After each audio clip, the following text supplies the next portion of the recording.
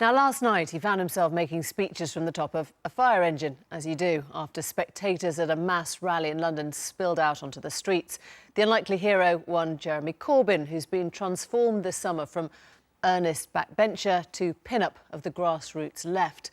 Today, the frontrunner for the Labour leadership talked to Newsnight about loyalty and told me he could work with cabinet colleagues even if they believed his policies were totally wrong. And he said the former Prime Minister Tony Blair could be tried for war crimes once the Iraq War was deemed illegal. At the heart of it is the problem that we didn't offer a clear enough alternative at the last election.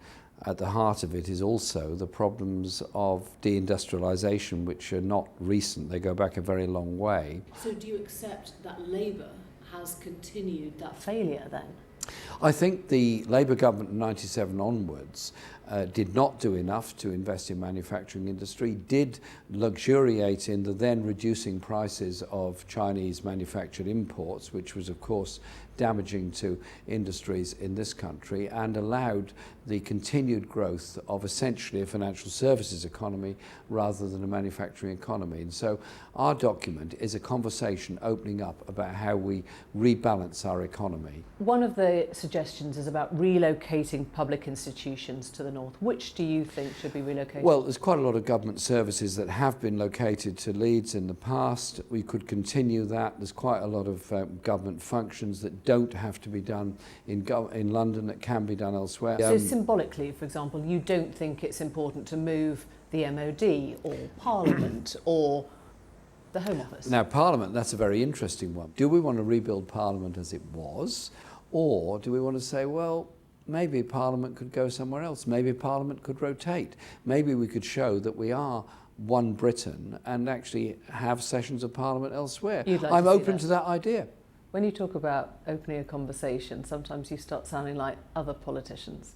Oh, well, I'm having a bigger conversation then.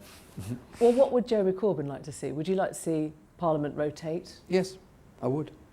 Let me read you today's Daily Mail headline. Corbyn addresses mass rally from top of fire engine as activists pour onto street. What does that feel like? It feels like the Daily Mail possibly weren't there, but maybe they were. We had a rally last night in London.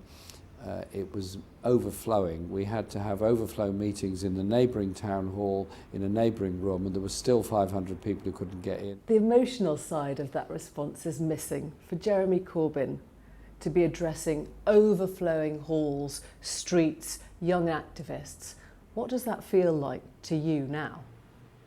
Exciting, very exciting, because it shows that there is a huge gap in the political conversation held by political parties in Westminster and the way in which the Parliament system operates and the views and aspirations of a lot of young people. Is it good for you? Did you always dream of being a leader, a Prime Minister? I didn't set out in life with any overweening ambition to do anything. I became a Member of Parliament, I served my constituents and I'm proud to do so. I was asked to put my name forward to this position in order to articulate that debate and be prepared to take on the jobs that go with it, and I'm prepared to do that and I'm excited by it. I'm not somebody that goes through life measuring myself against this benchmark, that benchmark or the other benchmark. I measure myself against what we're achieving as a society and a community. Do you have ambition enough then to be Prime Minister? We all have ambition enough. That's not the question. I'm answering your point. To strengthen our party, to strengthen our movement, which will in turn lead to the election of a Labour government. And if I'm the leader of the party at that time and I become the Prime Minister, fine. But let's not get ahead of ourselves. Not one ballot paper has yet been sent out. We don't even know who all the electorate are going to be. Let's get down to values. How important is loyalty to a leader? Leaders have to encourage debate and encourage loyalty and encourage the collective will amongst people. I think the idea that a leader is a dictator of policy or dictator of the party is something that's a bit old-fashioned. So you know where I'm going with this. If there were... Well, I think I do. I think I know where you're going, yes.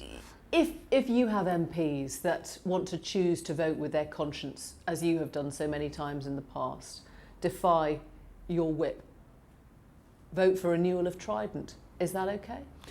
You have to live with it.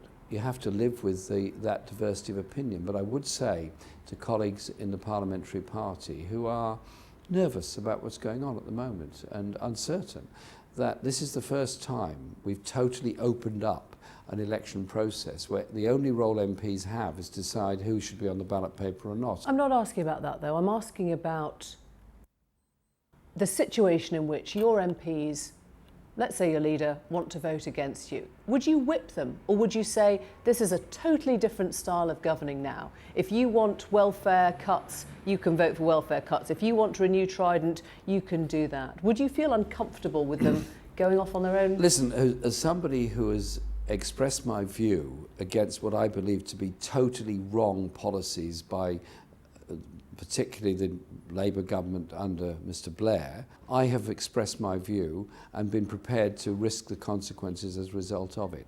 If others have the same view, maybe in a different direction, I would also understand and respect that, because at the end of the day, we're accountable to our local communities as much as we are to each other. And so, does it make life easy? No, it doesn't. But if you go on a direction of travel in which we are putting forward a different economic agenda, a welfare state that actually deals with the issues of poverty rather than demonises the poor, then I think a lot of people are going to come with us. I have an open heart and an open mind to all my colleagues in Parliament, and I don't indulge in personal abuse. If somebody thought you were totally wrong, could they still work for you? Yeah, of course. You've raised that question of foreign policy. Is the government right to extend tornado missions to fight ISIS? Do you support that? I'm concerned about it because there's going to be a lot of civilian casualties. It might end up recruiting more people into ISIS.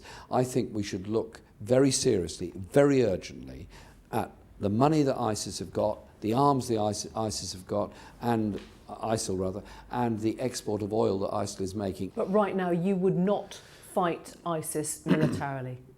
I would want to isolate ISIS. I don't think going on a bombing campaign in Syria is going to bring about their defeat. I think it will make them stronger. So I'm not in favour of that. Any kind of military intervention in terms of ISIS? I'm not a supporter of military intervention. I'm a supporter of isolating ISIS and bringing about a coalition of the region against them. Some of your supporters feel passionately that Tony Blair should be tried for war crimes. Do you? Chilcot report's going to come out sometime. I hope it comes out soon. I think there are some decisions that Tony Blair has got to confess or tell us what actually happened. What happened in Crawford, Texas in 2002 in his private meetings with George Bush? Why has the Chilcot report still not come out? Because apparently there's still debate about the release of information on one side or the other of the Atlantic. And at that point, Tony Blair and the others that have made the decisions are then going to have to deal with the consequences of it. So should he be tried for war crimes? If he's committed a war crime, yes. Everybody who's committed a war crime should be. I think it was an illegal war. I'm confident about that. Indeed, Kofi Annan confirmed it was an illegal war, and therefore he has to explain to that. Is he going to be tried for it? I don't know.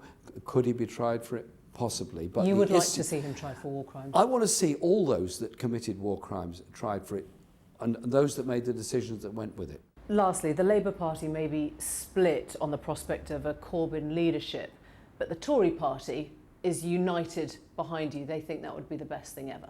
Are they really? Does that worry you? Listen, if this election results in a new leader who wants to encourage the party in a different direction, there's then going to be a continuing policy debate in the party. We're not electing a dictator, we're electing one person. We're also electing a deputy leader at that time. I think we're big enough, grown up enough and strong enough to understand the message we're getting from ordinary Labour Party members, Labour supporters and trade union members who want to see the Labour Party moving in a different, more coherent, cohesive direction to create a more equal, decent, fairer society in Britain. They're fed up with the levels of inequality that we all suffer in Britain. Thank you very much indeed. Jeremy Corbyn.